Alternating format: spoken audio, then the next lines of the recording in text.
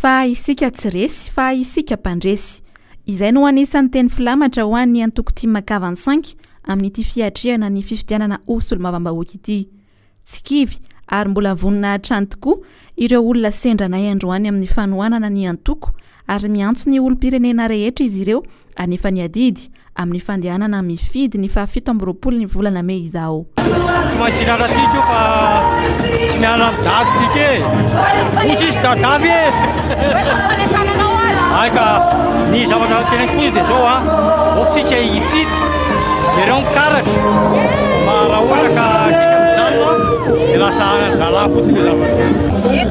Resaka mba ataka aminareo hoe anentana ny olona reo hifidy amin'ny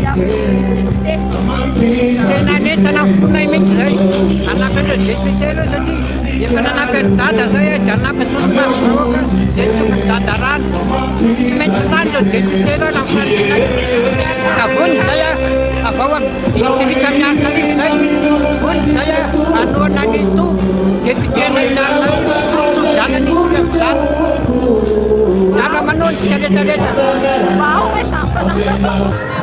hoe iny atongavanay aty mba fabe zay fa mba ame voninahitra le député atolotsy dada zany dia zay natongavanay aty vo marina be zay dia efa tonga teto. Tena resy lahatra tsy miova fa manjam-pahafaty dia tiako Madagasikara hatramin'ny zanaka aman-jany. Presque n'olona hifidy zany ka ay foana diditsika malagasy mba hifidy fa diditsika aperakitsika amin'ny firenena. Alotsy tany député atolotsy dada.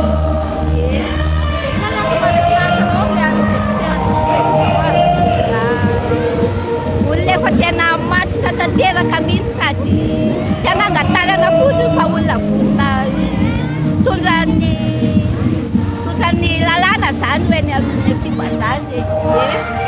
Manentana antsika mba andeha hifidy fa zosy adidy io ka manentana antsika mba tsisy hipetrapetraka fa samy andray andraikitra amin'izao satria fanavotam-pirenena io saotra tompo.